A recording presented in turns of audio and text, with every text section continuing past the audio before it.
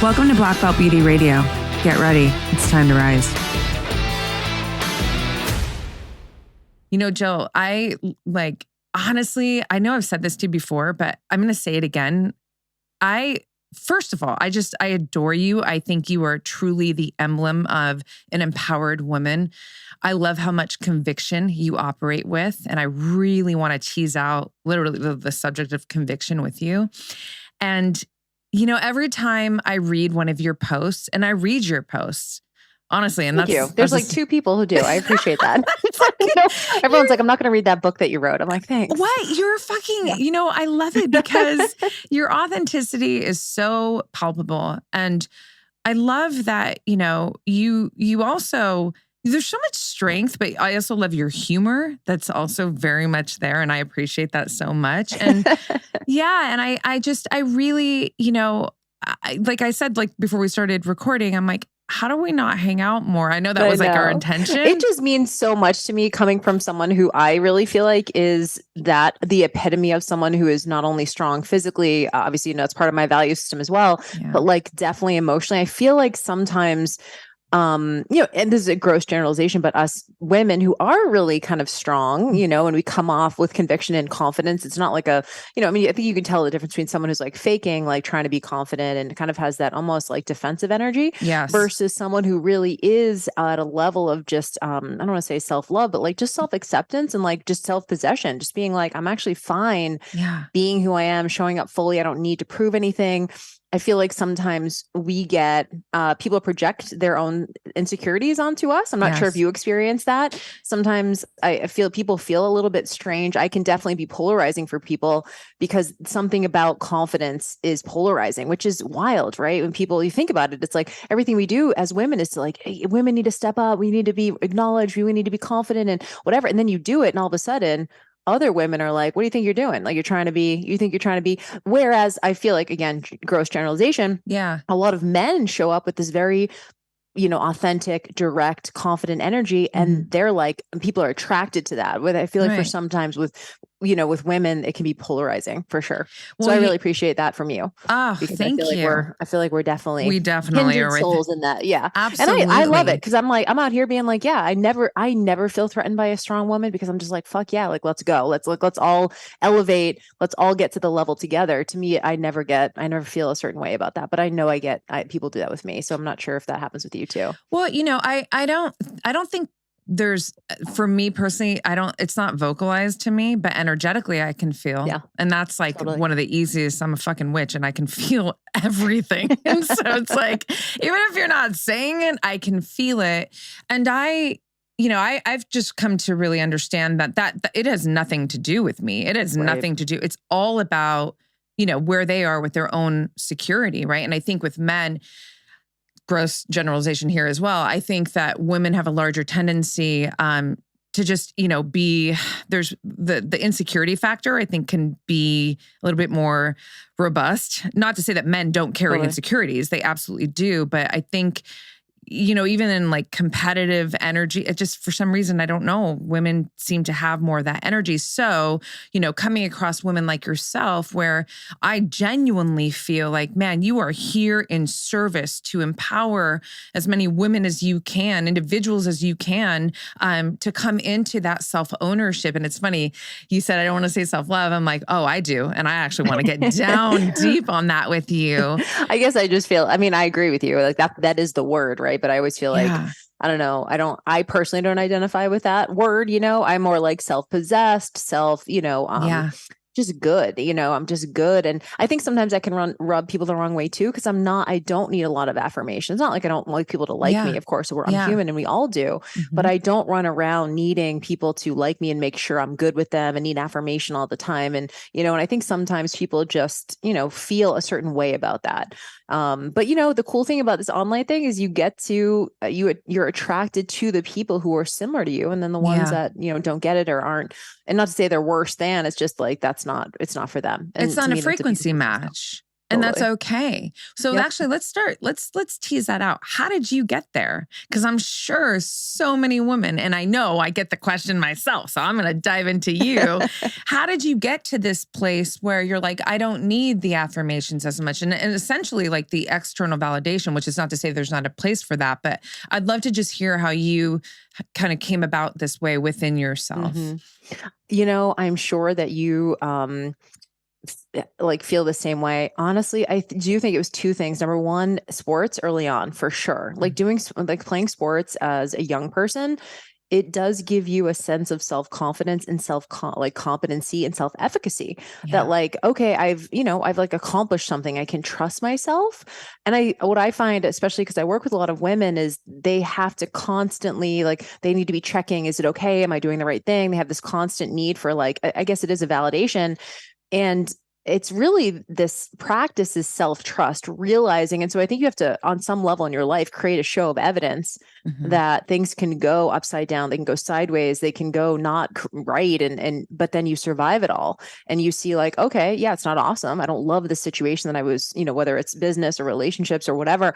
And you get to the other side of it and you go, oh, I didn't die. In fact, I'm actually maybe even stronger for that. And so you have to recognize that. So I think sports, especially growing up, and all of my friends who played competitive sports growing up, like have that self-knowing and that self-trust that translates into other areas. So I think that's the first thing. The second, and I've only been like really sort of thinking about this a lot the last couple of years. My mom and then my dad's second wife, my stepmom, I've known her my entire life, and both of them are very strong women.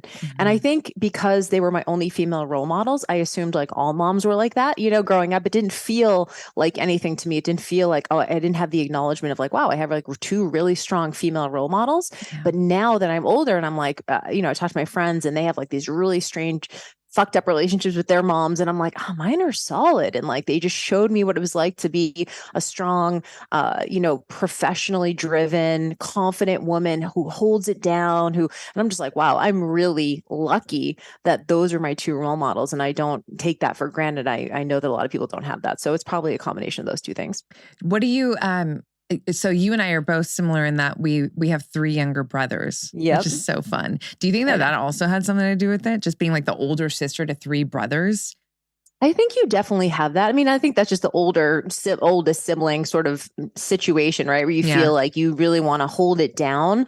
And I'll also say, and I'm kind of coming to this realization too, and I hate to say this, but I think part of my story is, I've been with, relationships, or I've been with, different men in my life who, it's not that they didn't hold it down, but certain things happened. Like I was married. I think we talked about this in the last episode. My ex-husband, who I'm really close with now, he had an affair when we were together. And I think I've had these examples of things that happened in my life where I was like, okay, like I actually need to hold it down myself. These men in my life, right? This is a story, this is a seed story or whatever. These men in my life can't hold it down for me, And so in a way it is kind of maybe a defense mechanism, but it allows me to just double down on me, and I get right with that, right? I don't have this like man hating, these people can't hold, like they're not solid. I just go, cool. Like, then I can appreciate them a lot more if I don't have these expectations of like, they need to be, this provider and whatever. And I'm like, I'm the fucking provider, like, and I really love that. And so it's actually made me a lot more just feel safe and be able to double down on myself. And doesn't mean I've been with my boyfriend now for 5 years and he's great, but it's a totally different relationship than when I was married. So like things like that, like you're just kind of reinforced that like I'm doing the right thing and I'm feeling my power and things are good. And you're more emotionally independent, right? As a result, which doesn't mean that you don't, let a man be a man and like have, do that role exchange, right? Yep. Yeah.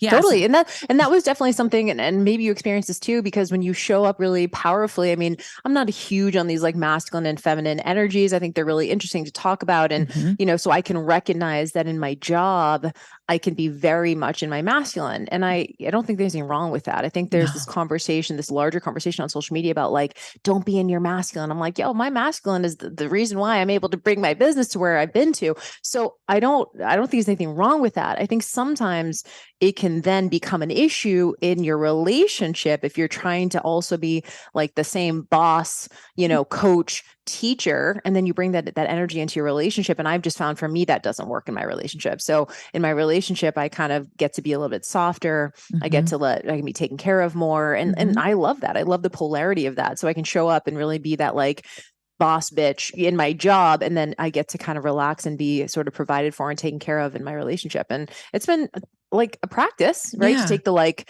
coach, teacher, boss hat off and then just be a regular person in my relationship. Well, yeah, it's a trust thing. I mean, I love the conversation of the masculine, feminine energy, but for me, it's not, it's always about the unification, the teamwork. In my poetic way of writing it, they are lovers within me. So there's no competition. And I actually frame, so the heart is the feminine, the being, and the mind is the masculine and the doing.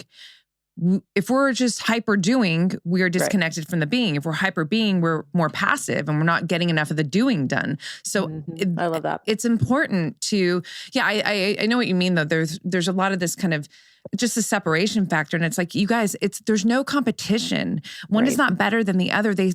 We are all downloaded with these energies. It's not a gender thing. It's nature. It's the natural world for a reason. And I think as a strong woman, because I know this in my own life, I mean, listen, I love to pass the fucking wheel to the man. Like, please, I don't want to make one more fucking decision today. Unless you need me to, then I got you because I can, right? But I think with a strong woman, it's, as a man, you tell me what you think, but I think like, because we've got this capable energy, which is not this over masculine and, it's just a very confident self-knowing and ownership energy that we operate from, which then means that the man genuinely has to fucking he's got to be really whole in himself too. So that when you are in the presence of him, like you actually feel like a primal sense of trust. So you can just let all your masculine energy go on fucking vacation in that moment. Just like I totally resonate with that, with the idea of like making so many decisions, always being the one actioning something, and then being able to be like, you know what, can you just handle this? So one of my favorite things, so I don't cook or clean. There's another piece of it. I just don't. And for me, I have moments where I have shame over that, or had shame at one point over that. It's not very like masculine. I mean, it's not very nurturing or maternal or whatever. Yeah. But obviously my partner knows that. And so one of my favorite things, he's a firefighter paramedic. So he doesn't know at all like what my industry is. So it's kind of nice that we do have that just sort of natural separation. Yeah. So I'll have a long day at work and he's just like, what do you need? Need me to do anything? And I'm like, yeah, if you could just like arrange dinner, that would be amazing. And like, he cooks it and I'm like, I just like feel so just taken care of in that moment. But to your point, there is a vulnerability that has to happen there, right? Like a safety, especially going through, things that you go through in your relationships, divorce and infidelity and things like that, it's really easy to harden. And so you have to consciously start pulling back the curtain and being like, okay, this is safe. This is safe. And then again, building that show of evidence that you can be vulnerable with this person and you can let them take the lead. And that, wasn't super easy for me at the beginning. But now it's been great. Yeah. Well, it's that teamwork, he's obviously showing up to assist in that process. So you said the word, and I really want to talk about this with you. I'm so curious to your thoughts around vulnerability. Because one thing that I wonder if this is the same for you. Look, the power, the strength, the, empowerment, like, yeah, it's natural. It's, it's just my kind of how I've been groomed throughout my life. Right. And the interesting thing is like, so I've heard people have asked me like, well, what about your vulnerability? I'm like, I did a whole podcast episode about this. I'm like, wait a second. All right, let me tell you something. What you see is what you get. I'm only ever me. So when you are authentically showing up as yourself, there's no costume, there's no mask, which means I'm always vulnerable. Totally. And so it's this interesting, like I have to kind of show a new like idea around vulnerability. Doesn't always mean I'm crying, I'm sad, and like I'm soft. It means, and for sure, like obviously that lives there too, but it's really this idea that like vulnerability is like, can you truly show up as you? Yeah. That's it. What you just said is that, because that's what I'm thinking in my head. Yeah. As you're talking, I'm going, isn't the ultimate in vulnerability is authenticity, right? Like if you, so you know what I mean? So that's like the end result. I do believe that you can make yourself so vulnerable that you become the strongest version of you. That's truly how I feel. And so when you say I show up authentically and I show up as myself and I'm always going to be this person, you're almost that's the finished product of someone who's extremely vulnerable. Cause you think about it, right? Like that. So when you say that, to me, the someone who's sort of holding back and having to sort of hide behind something. And it's funny because we talk about authenticity online so much. Gosh, I mean, I've seen people be like, I'm an authenticity coach. And I'm like, what the fuck is that? But it's funny because you would think that it's the easiest thing to be yourself, right? But then we have to teach people how to be themselves, right? It's kind of, it feels counterintuitive, but it can be really hard. But then you have this practice and you have this practice. And again, it comes down to pulling back the curtain a little bit. I call them vulnerability PRs, like a little bit of a, like, let me see if people can handle this. Let me see. And you kind of over time, and then you get to the point where you're at, where it's like, you don't have to ask about vulnerability because you're already there. You know, it's like, that's the end result is this like full on authenticity. I couldn't even be someone different if I tried at this point, you know? Yeah. So I love how you put that. I love that. Vulnerability PRs. I knew you'd have a fucking awesome take on this. Have people said that to you or like kind of question your ability to be vulnerable because of your strength? Has that come up for you? I think sometimes people don't think I have feelings. That's more what I get is like, you know, do you ever just cry or, and I'm like, yeah, I'm human. Of course I do, you know, but I think it is, you know, it's an intimacy thing. For me, I think some people have a lot of friends, right? Some people have like a lot of these, what I consider to be like, you know, friends, but maybe a little bit more on the superficial sort of side. And it's nothing wrong with that. But that's not me. I have, and I think this is why sometimes I can come off a little bit standoffish or cold or harsh, because for me, I do have a high wall. It's not because I don't love people and whatever, but like, you know, this as a business owner too, you have to have like massive boundaries and you have to have massive sort of, you know, energy management. And so for me, I have like maybe 5, 6 people in my life who get everything. They're my best friends, my closest friends. They get 100% vulnerability. Like they get all the things. And so it's not that I don't want to give that to other people. It's just, I can't, right? Like I don't have the mental energy, emotional energy to give to, especially when you work with a lot of clients, right? So you do have this sort of first rung, like you have this first tier of people, inner circle. So those are, my friends have said that to me, like, you know, you're not super, I don't want to say like approachable. You're not super like energetically giving to every single person on the internet, but if you get within your walls, then you get everything. And so it's not like a ploy or I'm trying to be better. This person's better than this person. It's just more like from an energetic perspective. You get this. I mean, like, I'm sure you're really good at boundaries too. You have to. And so I think once you identify that and you realize these are the people in my life that I could go to if I was absolutely just going through something massive and they would hold it down for me. And then you realize I want to keep those people close.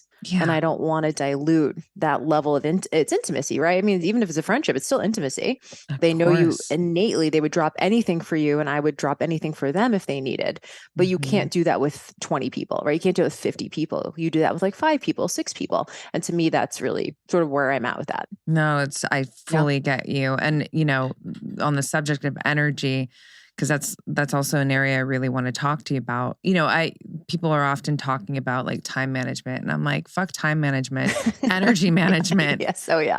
Right. It's just a whole different. You get more time when you're managing your energy better. You want to talk about that because I think you know, I've loved, you know, again reading your posts. Everybody, if you don't follow her yet, you are going to. I'm not even going to have to direct you after this, but you know, I think you've talked about. Written about, you know, the difference between like busyness and just all of that stuff. And it really correlates with the energy management. So I'd love to hear you talk about that. So I was one of those people who, you know, really took a lot of pride in being busy, you know, and that's to me now it's kind of a pet peeve when I talk to someone like, oh my God, I'm so busy. Life's so busy. Like, every time I talk to you, it's so busy. How is that possible? Like, how is it possible? And so part of me, and I realized that because I was that person for such a long time, up until I was probably like my early 30s, every time you talked to me, and I loved it though. It was like a badge of honor. I was the first person at the gym in the morning. I was last to leave at night. I was always had the most clients. There was almost a feeling of, like I liked the victimhood, right? Like I kind of liked being, someone's like, oh my God, poor Jill. She's always here at 5 a.m. Poor Jill. She's always teaching a bunch of classes. Like I kind of liked that. I don't know. And this is embarrassing to say, obviously, but I did like that attention. That was what made me feel good.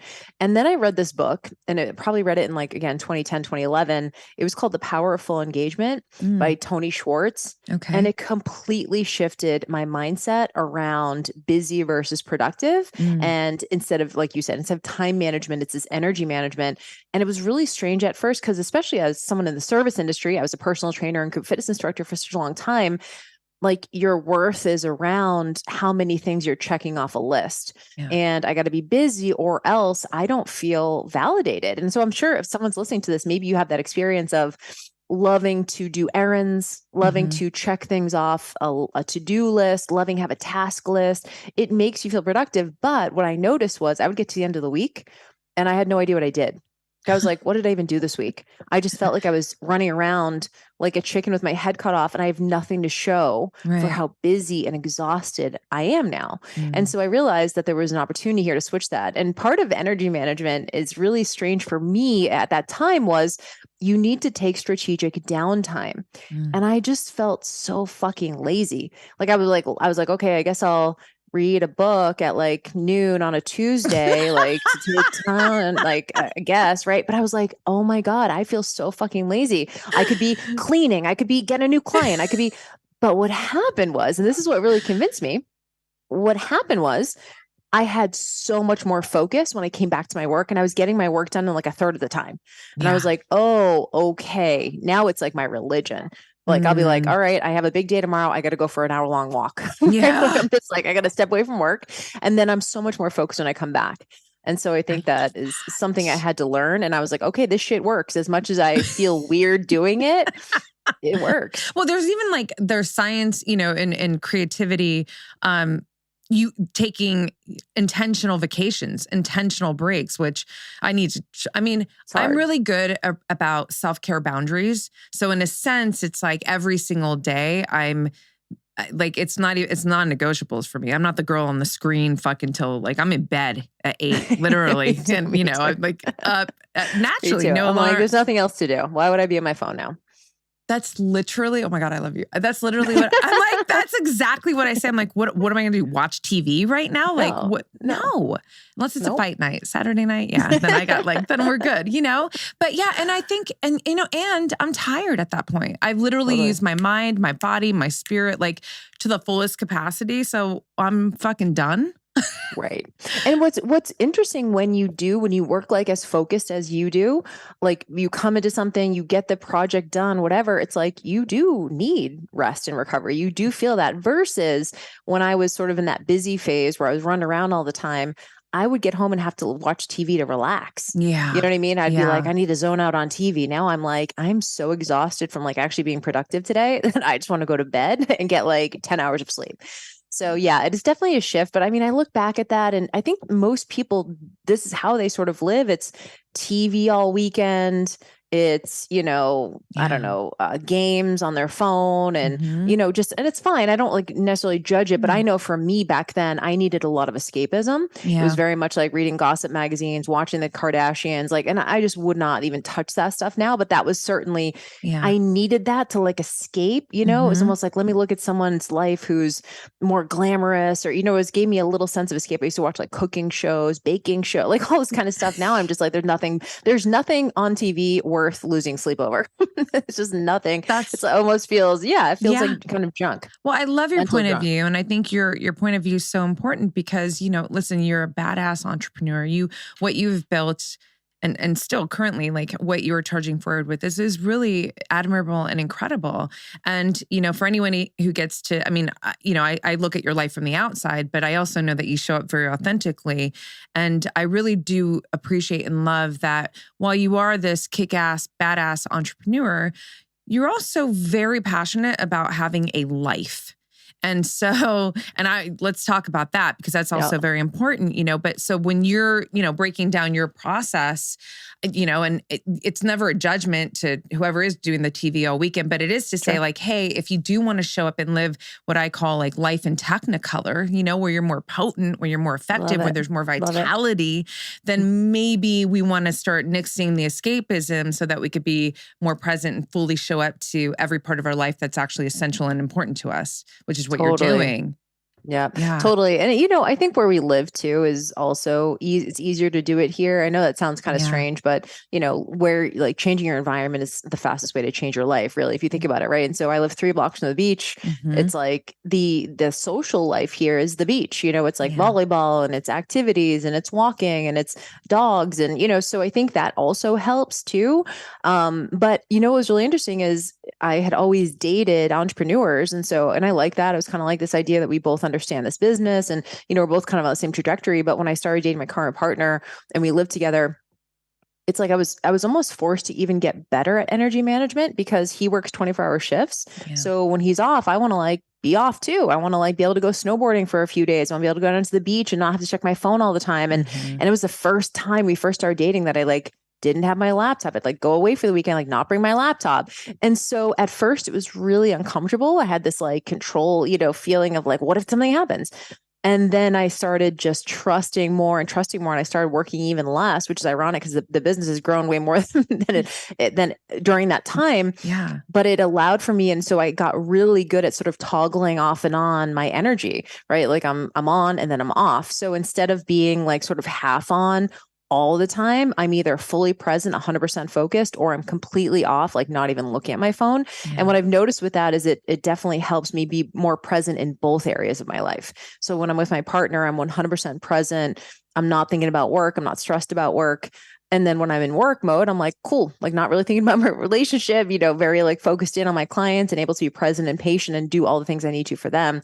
But that's a practice versus I think most people, and this is certainly me in my 20s, was at like 50%, especially if you've had like a corporate job or you work a desk job or something. It's not anything wrong with that, but oftentimes that 8 hours having to sit there sort of breeds this half in, half out energetically, all the time mentality versus I love the living in technicolor because that's exactly what it is. It's like if you're going to be somewhere, be there fully. Yeah. And if you're not there fully, then just disconnect and take that time for yourself.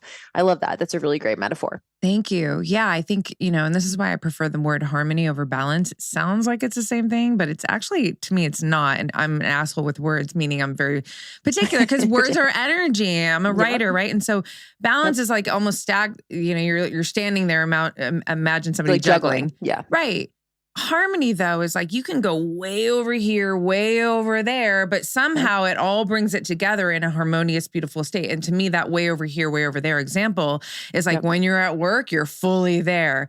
When you're with your man, you're fully here. And I think ideally, how do you keep it harmonious is like you never let one or the other or any part that matters to you run dry, right? Like, so you're always like going, when it's time to go there, you fill in and you fill in fully versus I love that. I'm trying but to you be have to everywhere. Be disciplined, right? Like what you're describing is really like you have to be disciplined, have the awareness, right? Have the awareness of like that, oh shit moment that I had 10 years ago being like, oh, I'm someone who's very busy and someone who's not productive. You need to like call yourself out and be like, oh, that's me, and then you have to make a conscious decision. What I've noticed, and maybe you have too, a lot of my clients will stay doing the little stuff because it prevents them from having to look at the big stuff, right? Like all of us have this big goal that we want, they're working towards, or we want to start a business, grow a business. We want to have some level of success.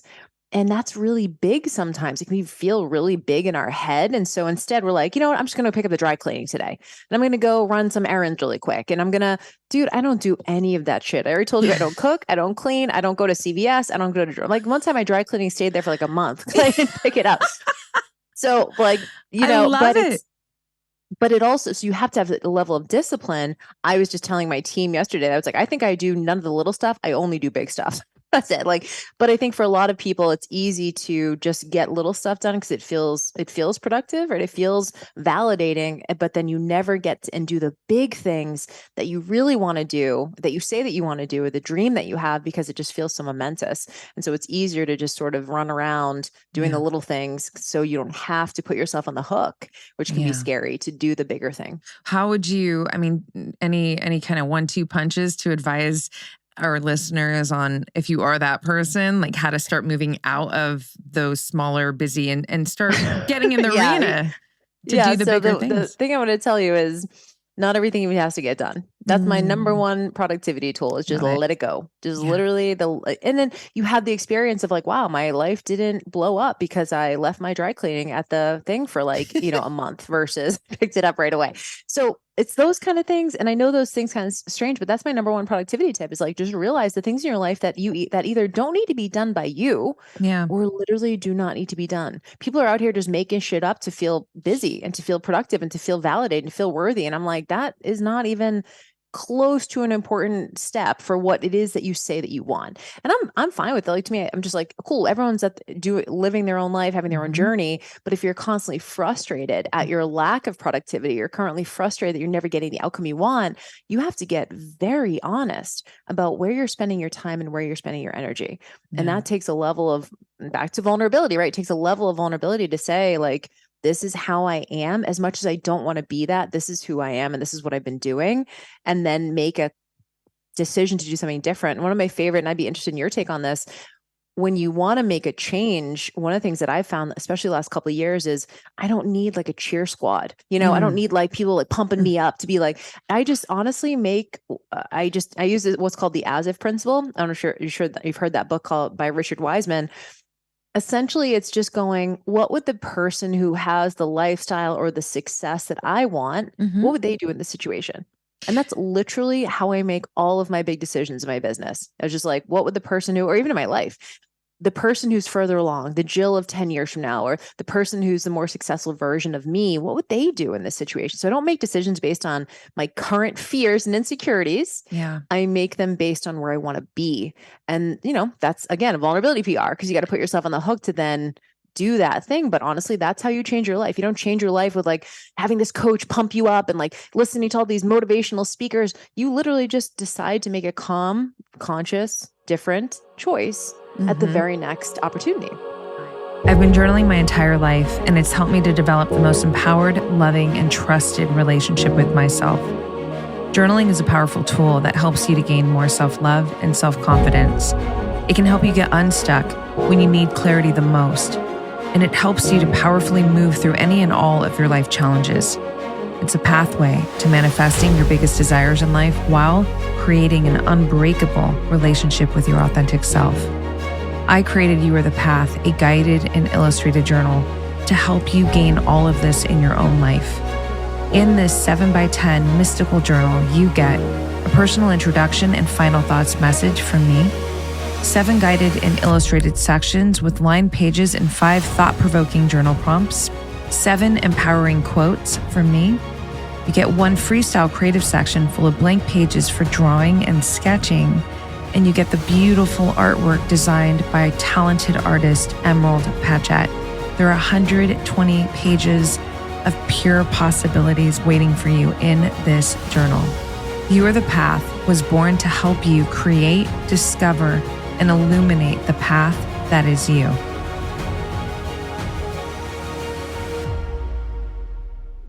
I love it. No, I love it. And it resonates really powerfully.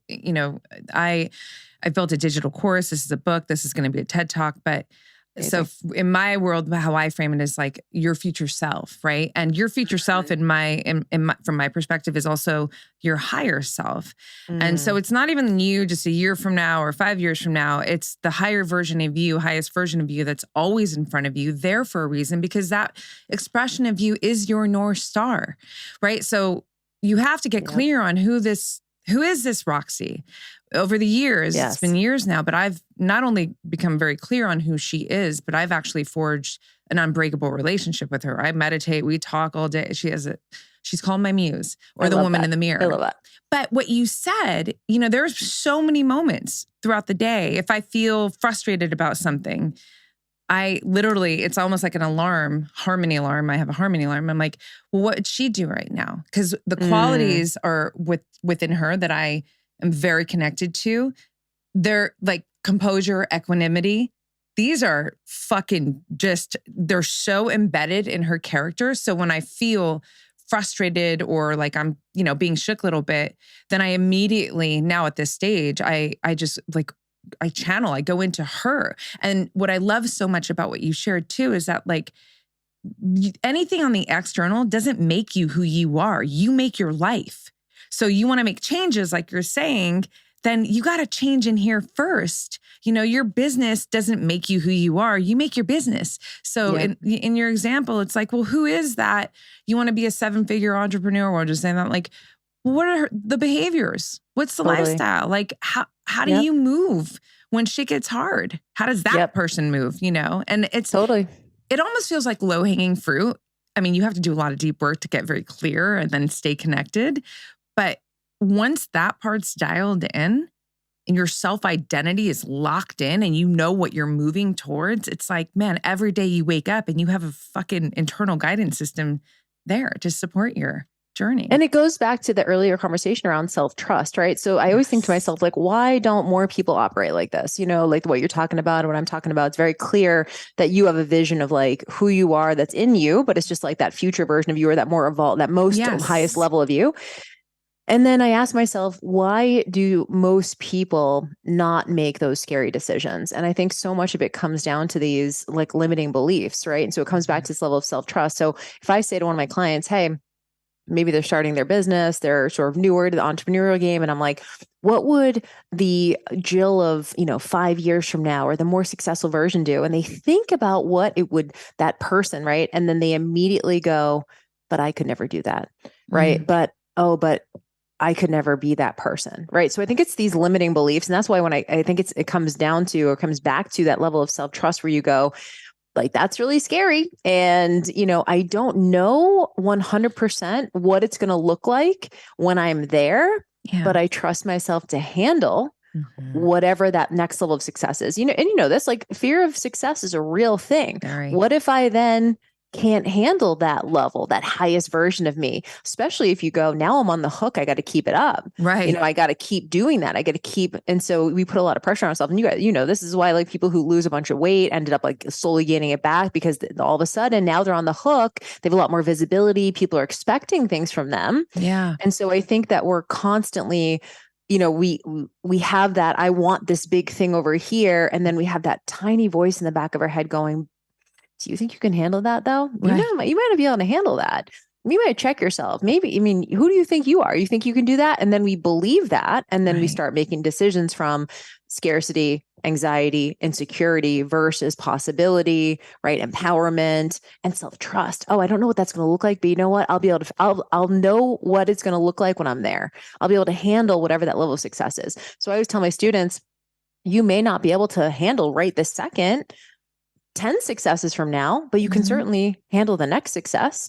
And then once you handle that success, the next success opens up itself up to you. And then all of a sudden you're looking back and you're like, wow, I don't even recognize that person from 2 years ago because you're at a completely different mindset. I hate to use that word, but like you're in a completely different mind frame. Yeah. But you have to just again, vulnerability PR, right? Let me see if I could, let me see if I can, and then build that show of evidence so that you keep doing it. I think about people who are, I don't know, the most successful people in the world, like a Jeff Bezos or whatever, these people we think about who were like at that ultimate level. I'm sure like they've had plenty of moments, but they just kept saying yes to the opportunity. They kept saying, yes, let's do it. These pull back the curtain a little bit, little vulnerability to the point where you look up and it's been 10 years and you're like, oh, I built this massive thing and look at me being able to handle it all. And so I think you have to pay attention to those limiting beliefs that start popping up.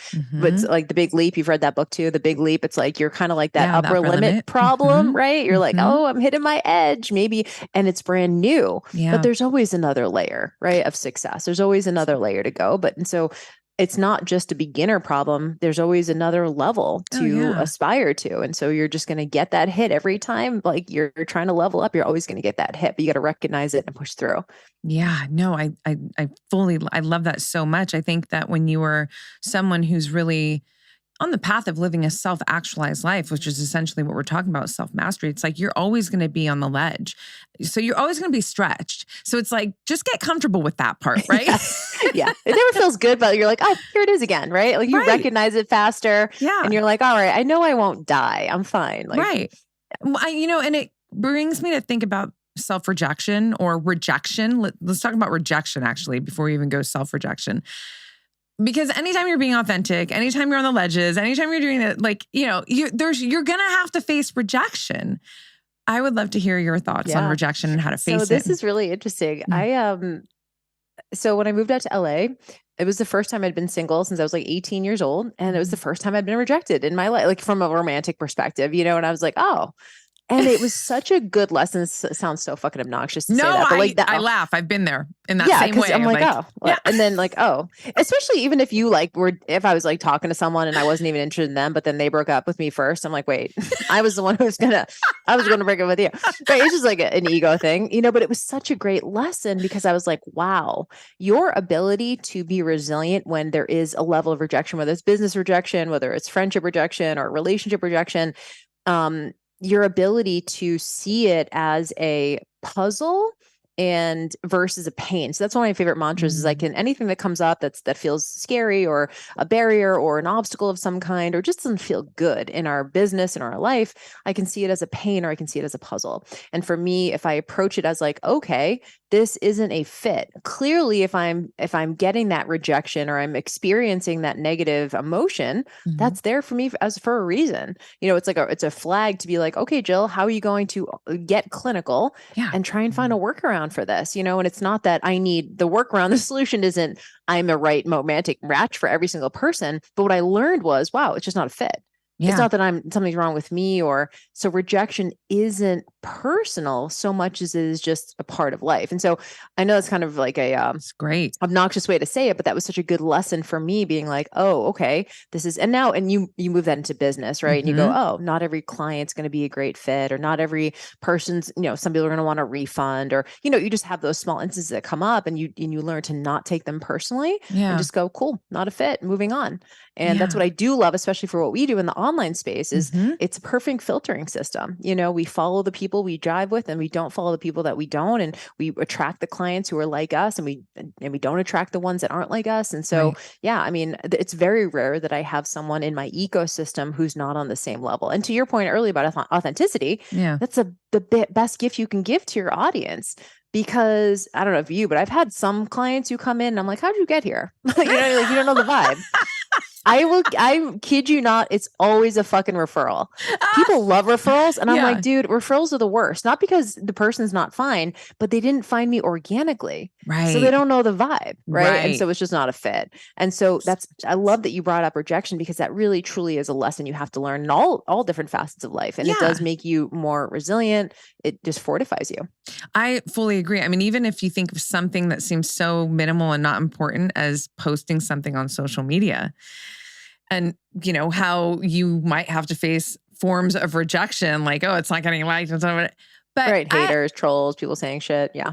All of it. Right. And I think anytime, when I think of rejection, I'm like, the most important thing when you are facing external rejection is to not fucking reject yourself as a product of that. Right. Like, cause it's almost the default setting. Well, if I'm being rejected, like, what did I do wrong? Right. And then all of a sudden you're trying to self-edit. Well, maybe if I did that differently, then the person would like me. This is the worst fucking thing you can do. But to your point, it is 100% human to do that. It's human, but I love that you said that because it leads me to conviction.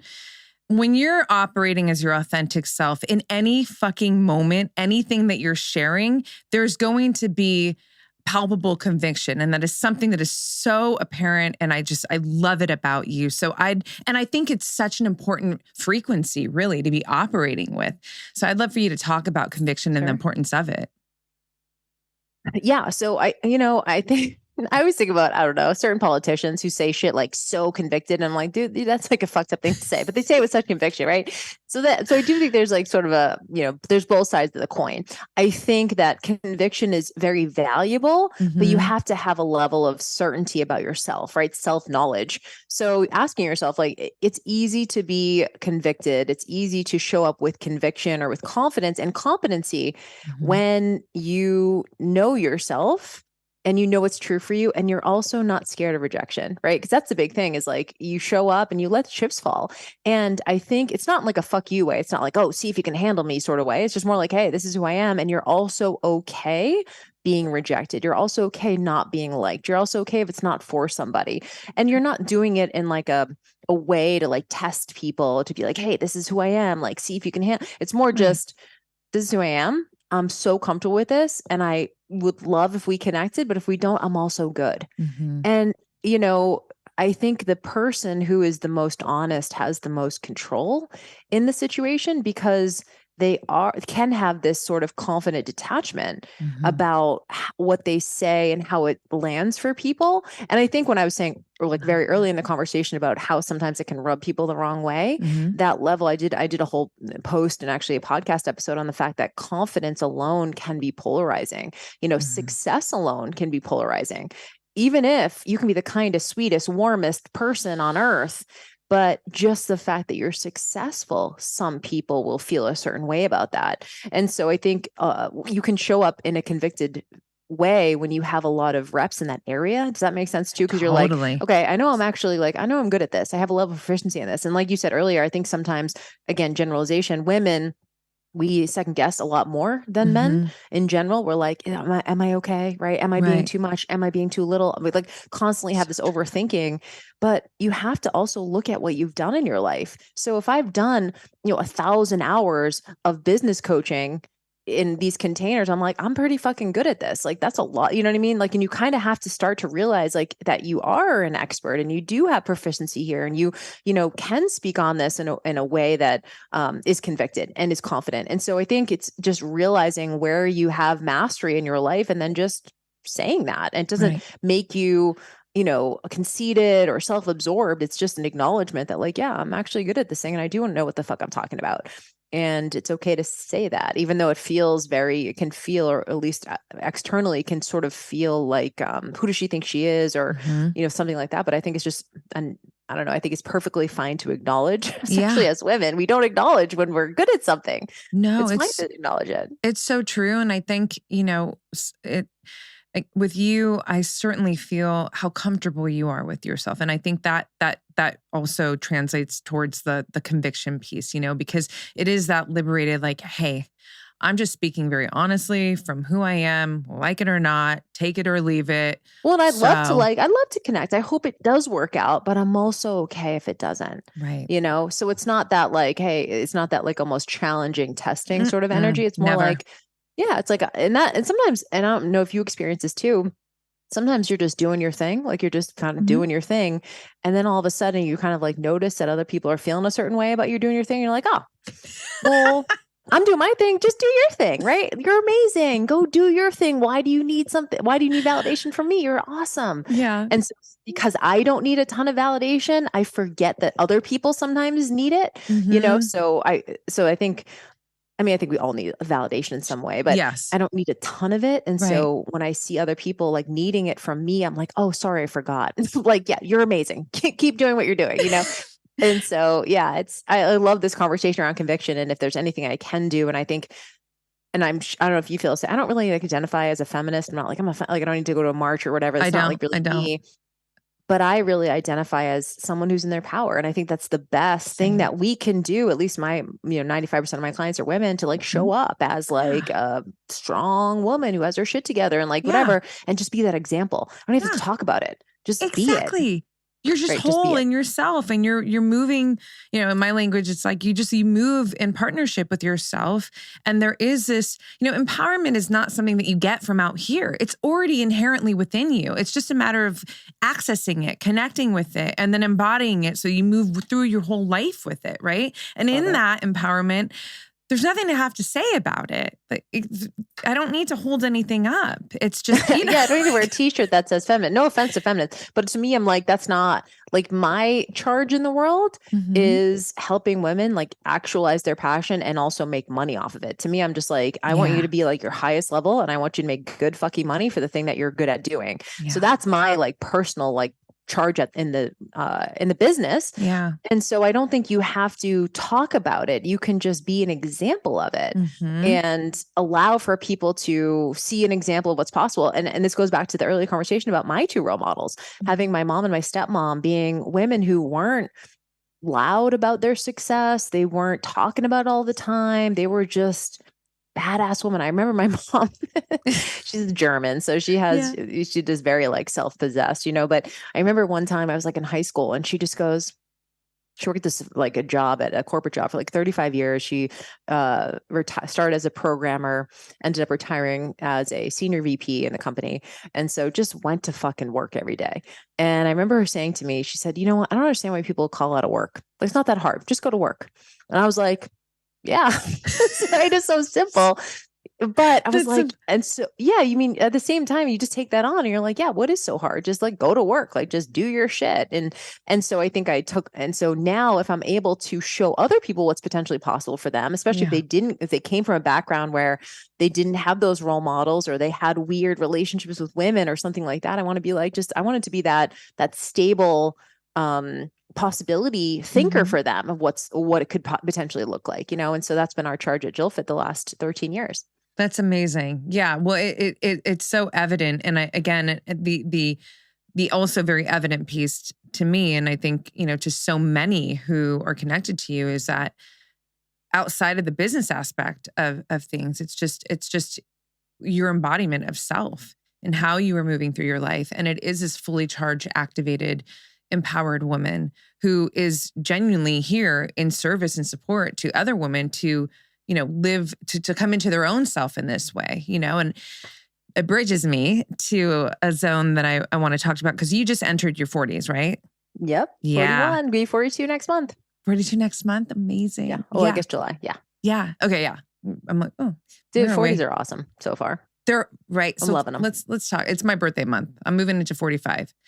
So awesome. I have a whole tagline, and it's really it's like an outlook towards life, but it's, age like a badass, right? And badass means, because we, age gracefully. I'm like, well, cool. Yeah. I'll keep grace for the kind of just emotional, like, how like quality, but like, I don't want to age gracefully. I want to age like a fucking badass in every sense. So I don't even have old after. I just did a whole podcast about this, but I don't 44 old. No, 44 strong, 45 strong. Because then everything that you're doing in your life is centered around how do I get stronger in every facet of my life. So love it.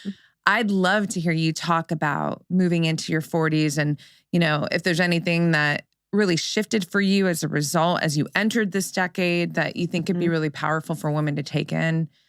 Yeah. I mean, aging is such a weird, it can be a real mind fuck, but I think I dreaded 30 way more than 40, which is ironic. I think a lot of people feel that way because 30, you just have all these, you're still trying to check all the boxes, right? You're still like, I need the house and I need the family and I need the kids. And like, you're kind of still checking the boxes. And so oftentimes we feel almost behind when we're 30. Yeah. And now when I hit 40, I was like, I'm just fucking getting started. That's how I felt. It was so strange, right? To have those two opposing messages. 30, I'm like, I haven't done enough. And now 40, I'm like, I'm just getting started. Yeah. And I think for me, I really started like around 37, 38, really looking forward to turning 40. I don't know. For some reason, to me, it has this more like there's a wisdom behind it. This is like you said this word earlier, there's a deep self-knowing where you just go, cool, I'm actually fine and I'm good. And I don't have all of these checklist things I need to be checking off. I'm like, I'm actually great. And so I think the physical side has been a little bit harder for me for sure, in terms of just, fitness and it's such a big part of my life as it is yours.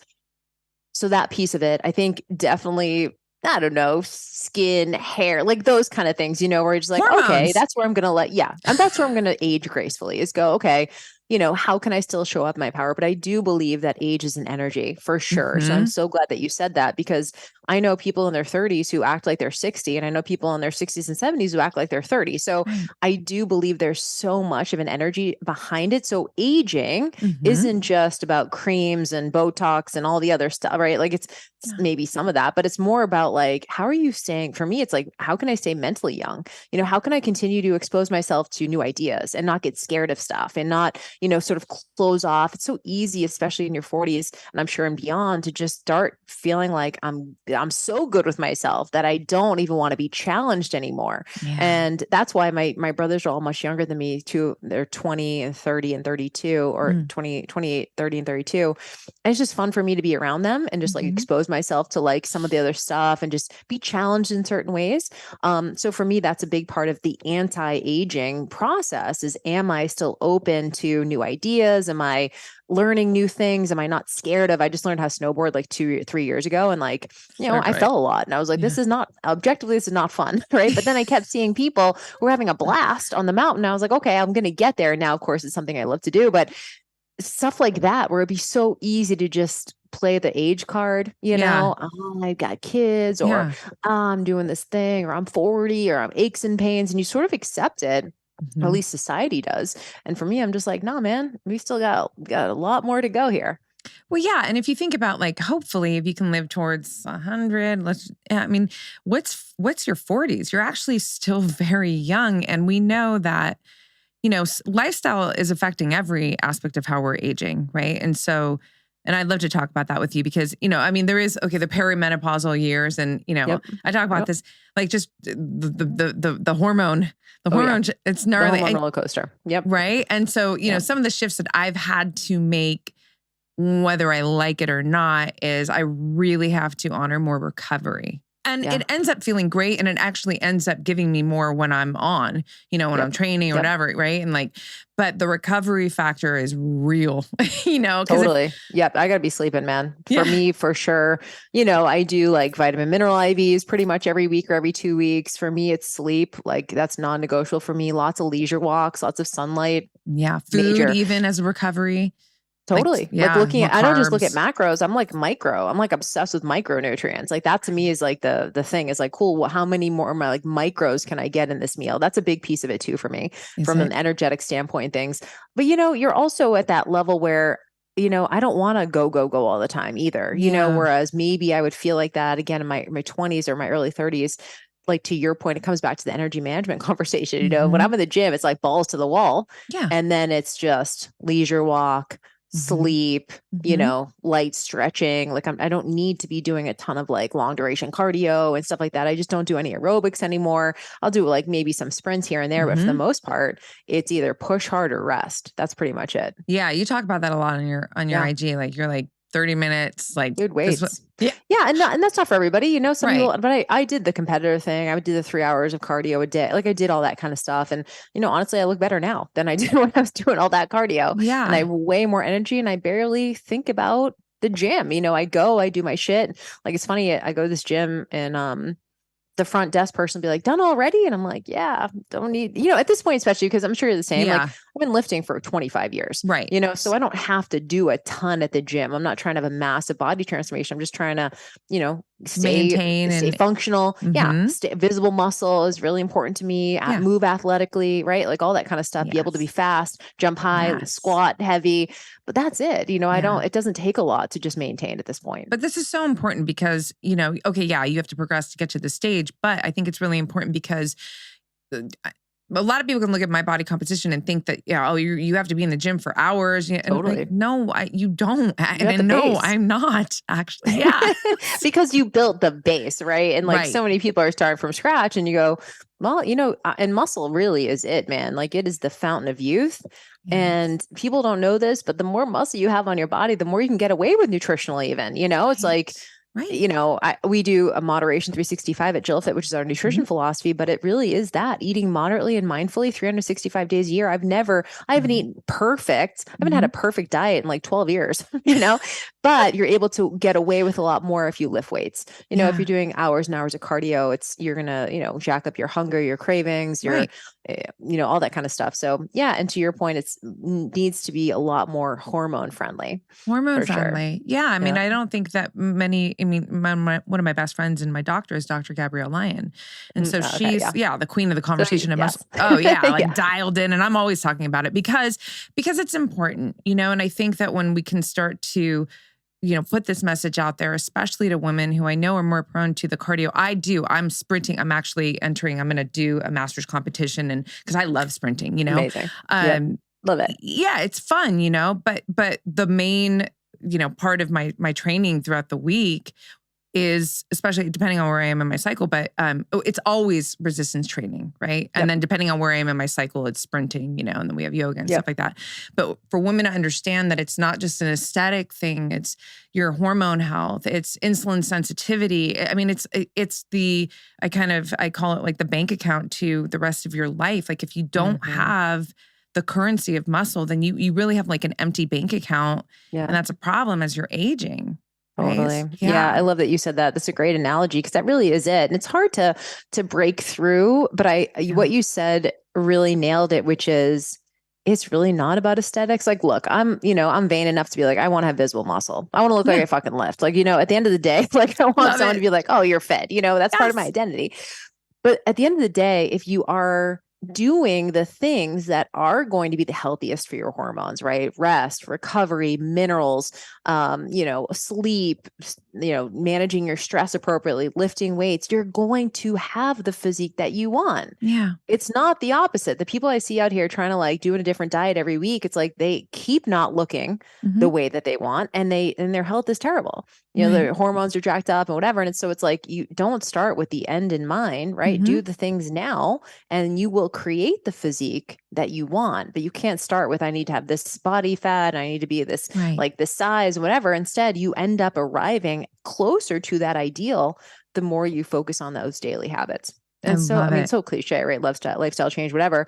But really that is it, you know? So these people who I feel like are trying to do all these shortcuts end up being the longest road ever. True. The handful of big dial movers every day and you will move closer to the aesthetic that you want. Yeah, it's so true. And all of that actually really affects the rest of your life. Like even your business as an entrepreneur, right? I mean, there's so much connectivity there. What, you know, before we start to wrap out, and I'm just so stoked to just honestly, like selfishly, everybody, I just wanted to hang out with Jill. We always had the best conversations though. I know. And I love your messaging. I think that you're just, again, like a beautiful expression of a very honest, authentic, empowered woman. Is there anything in this conversation that we haven't talked about that you would like to live in here before I ask you a kind of final question to close us out? No, I love this conversation. Yeah. I wasn't sure where it was going to go, but I knew it was going to go somewhere awesome. Yeah. But I definitely love talking about the energy management stuff and the conviction stuff and being able to fully show up. And I feel like it's really rare. I love to be able to be on this podcast with you because I feel like we both share in those qualities. Yeah. And I feel like we are seeing sort of the narrative change around women showing up online and, you know, in their power in a way that's really authentic, you know, and again, I hate that word, it's overused, but it really is that. Yeah. And seeing more examples of that, you know, and I think we're getting to a point where consumers can pick it up on it if you're not authentic, you know, so I think having that conversation and being able to fully show up in that way just is a massive service. And I'm just so glad to be part of that conversation. I love it. And so what can we look forward to? Is there anything coming up? I mean, I know you just did a launch and but you're always doing things. Is there anything, what can we expect next from you? Actually, I'm putting out a brand new business program and I haven't put out one in probably 3 or 4 years. Yeah, it's called the Influencer Incubator, which I know people don't like that probably won't like that name. It's a branding course. So I'm super pumped. It's something I've been thinking about for a long time, especially for those who are sort of coming into the social media space right now and maybe the coaching space. And it's this idea that you can't just jump. And I don't know if you've probably seen this as well. These, these little gimmick type, like make a $10,000 a month and DM 250 people a day. And like just all these, what I consider to be, I call it a Band-Aid business. Someone comes in and trying all these little gimmicks and hacks and whatever, when really they just need to build a brand. Like they just need to like settle down and like really put in the time and energy and reps to build a brand. Talk about like recession proofing your business. Like having a brand is really the way to do it. And so it's this idea of people coming online and wanting that like fast money. And I'm like, fine, we can make sales this week, but I still want you building that foundation of your business. So yeah, it's going to be called the Influencer Incubator. And it's this idea that even if you don't like the idea of being an influencer, if you have an audience on the internet, you are influencing. So it's almost like instead of fighting against it and being like, oh, I don't want to be a Kardashian. It's like, you're a leader, whether or not you want to be one or not. So are you willing to step up? And then what are your values around that? And so branding isn't just colors and logos and fonts, it's values. And it's all the stuff we've been talking about on this podcast, like how you show up and how you communicate and what you're about and what people can expect from you. And so, yeah, it's basically going to be sort of like an authenticity course. So we're going to be launching that soon. Looking forward to that. But that's pretty much all we got. That's amazing. Yeah. Okay. So everything, your website, your podcast, because you have 2 still right now, right? Yeah.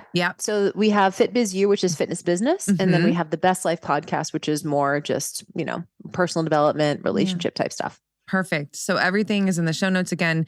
Your Instagram, for those who don't follow, everybody needs to. I just, again, thank you so much. I adore you. And truly, like we need to kick it, girl. Like, I'm gonna hit me up when you're back in town. I will for sure. Okay. Thank you. You're the best. Thank you so much for having me, darling. Thank you.